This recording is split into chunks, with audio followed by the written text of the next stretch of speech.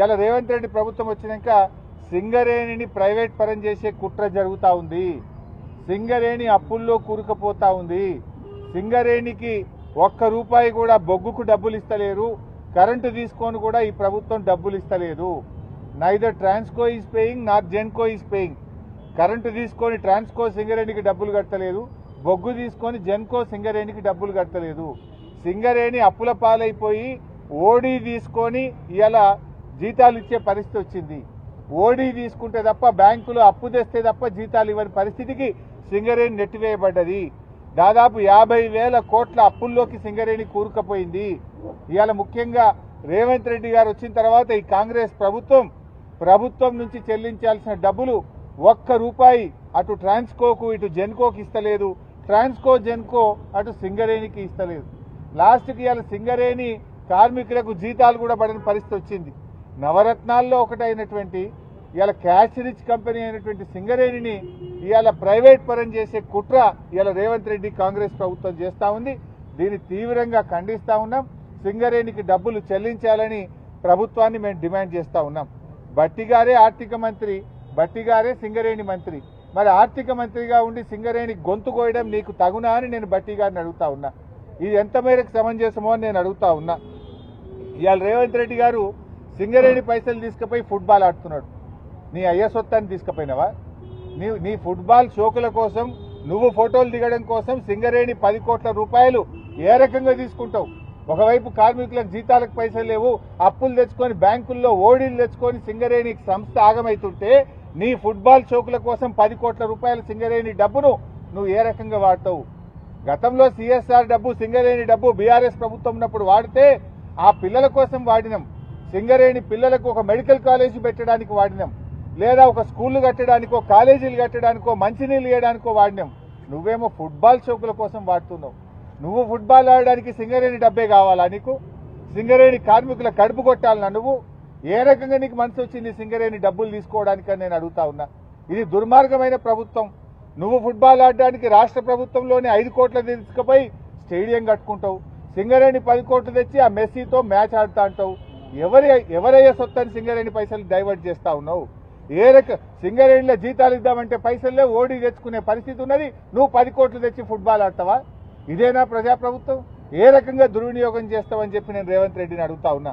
రేపు బీఆర్ఎస్ వచ్చినాక ఈ ఫుట్బాల్ మ్యాచ్ల మీద, ఈ ఫుట్బాల్ మీద పెట్టిన 110 కోట్ల మీద రేపు ఎంక్వైరీ వేస్తాం. దీని మీద విచారణ జరిపి ఒక్కడొక్కని బొక్కల నూపుతామని చెప్పి నేను చెప్తా ఉన్నా ఈరోజు. మరి అదేవిధంగా ఈరోజు మళ్ళీ కూడా నేను భట్టి గారిని, ముఖ్యమంత్రి గారిని కోరుతా ఉన్నా. సింగరేణి మీ కాంగ్రెస్ మేనిఫెస్టోలో ఏం చెప్పారో ఒక్కసారి చూడండి. బోనస్ పెంచుతామన్నారు, లాభాల్లో వాట పెంచుతామన్నారు, నెలకు 2 సార్లు మెడికల్ బోర్డు పెడతామన్నారు. చాలా హామీలు ఇచ్చిండ్రు, అన్ని తుంగలో దొక్కిండ్రు.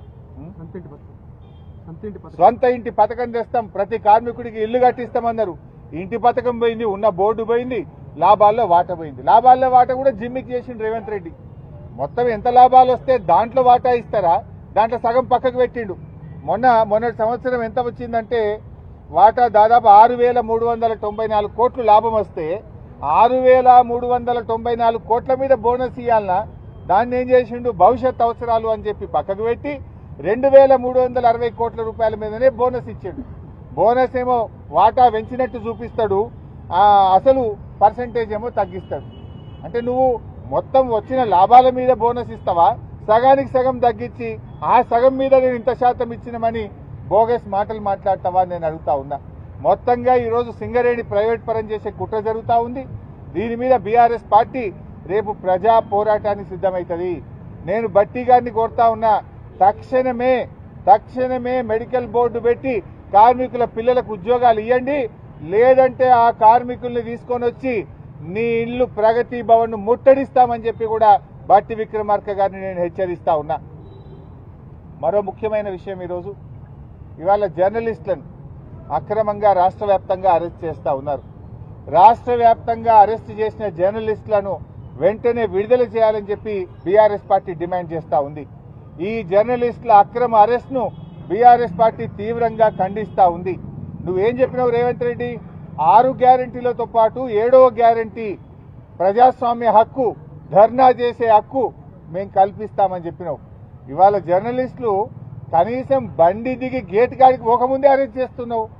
వాళ్ళు ప్రజాస్వామ్యయుతంగా ధర్నా చేసే అధికారం లేదా? దరఖాస్తు ఇచ్చే హక్కు లేదా? మరి నువ్వు ఆ రోజు నీ మేనిఫెస్టోలో మొదటి పేరాలోనే చెప్పినావు, ప్రశ్నించే హక్కు, ప్రజాస్వామ్య హక్కు 7వ గ్యారంటీగా ఇస్తున్నా అని చెప్పినావు. ఇవాళ రాష్ట్ర వ్యాప్తంగా జర్నలిస్టుల గొంతు కోసినావు, అందరినీ కోసినావు. ఇవాళ రైతుల్ని కోసినావు, కార్మికుల్ని కోసినావు, విద్యార్థుల్ని గొంతు కోసినావు, నిరుద్యోగుల గొంతు కోసినావు. లాస్ట్కు ప్రజాస్వామ్యంలో 4వ పిల్లర్ అయినటువంటి జర్నలిస్టుల గొంతు కూడా కోసినావు కదా. ఇలా కేసీఆర్ గారు ఉన్నప్పుడు 26,000 అక్రిడేషన్ కార్డులు ఇచ్చారు. జర్నలిస్టుల కోసం 100 కోట్ల రూపాయల కార్పస్ ఫండ్ను ఏర్పాటు చేశారు. కరోనా వస్తే జర్నలిస్టులను కాపాడుకున్నారు.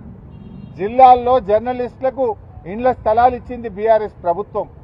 రేవంత్ రెడ్డి వచ్చిన తర్వాత ఆ రోజేమో గొప్ప గొప్పగా చెప్పిండు, గవర్నమెంట్లకు వస్తే చాలు, ఓడదాటేదాకా ఓడమల్లప్ప, ఓడదాటినాక బోడమల్లప్ప. ఆనాడు ఏం చెప్పిండు, మేము అధికారంలోకి వస్తే జర్నలిస్టులకు ఇండ్లు కట్టిస్తాం, ఇండ్ల స్థలాలు ఇస్తాం, యూట్యూబ్ వాళ్ళకి ఇస్తాం, సోషల్ మీడియాకి ఇస్తాం, ఇంకా అక్రిడేషన్ కార్డులు పెంచుతా అన్నాడు. ఇవాళ ఏం చేసిండు, 26,000 మందికి కేసీఆర్ గారు అక్రిడేషన్ కార్డులు ఇస్తే 10,000కు తగ్గించారు. డెస్కుల్లో పనిచేసే వాళ్ళకి అక్రిడేషన్ కార్డే లేదంటున్నాడు. సోషల్ మీడియా వాళ్ళని పట్టుకొని వీళ్ళంతా టెర్రరిస్టులు, సోషల్ మీడియా యాక్టివిస్టులను కట్టడి చేయండి అంటున్నాడు. వాళ్ళ మీద కేసులు పెట్టి జైళ్ళల్లో వేస్తున్నాడు. సోషల్ మీడియా యాక్టివిస్టులను అవమానపరిచే విధంగా రేవంత్ రెడ్డి మాట్లాడుతూ ఉన్నాడు. ఉగ్రవాదులతో పోలుస్తా ఉన్నాడు. ఇంత దుర్మార్గమా? నువ్వు అక్రిడేషన్ కార్డులు పెంచుతానని 26,000కి 10,000 ఎట్లా చేస్తావు? నీ అన్యాయాన్ని దరఖాస్తు పెట్టడానికో ప్రశ్నించడానికి వస్తే అక్రమంగా అరెస్ట్ చేస్తావా? ఈ అరెస్టులను ఖండిస్తున్నాం. తక్షణమే వాళ్ళని విడుదల చేయాలని డిమాండ్ చేస్తున్నాం. 26,000 అక్రిడేషన్ కార్డులను పునరుద్ధరించాలని చెప్పి బీఆర్ఎస్ పార్టీ పక్షాన డిమాండ్ చేస్తున్నాం. జర్నలిస్టుల పోరాటానికి బీఆర్ఎస్ పార్టీ సంపూర్ణమైన మద్దతును ప్రకటిస్తుంది. మీ పక్షాన రాబోయే అసెంబ్లీ సమావేశాల్లో బీఆర్ఎస్ ప్రభుత్వాన్ని నిలదీస్తుంది, ప్రశ్నిస్తుంది, జర్నలిస్టులకు సంపూర్ణ మద్దతును అందిస్తుంది. Thank you.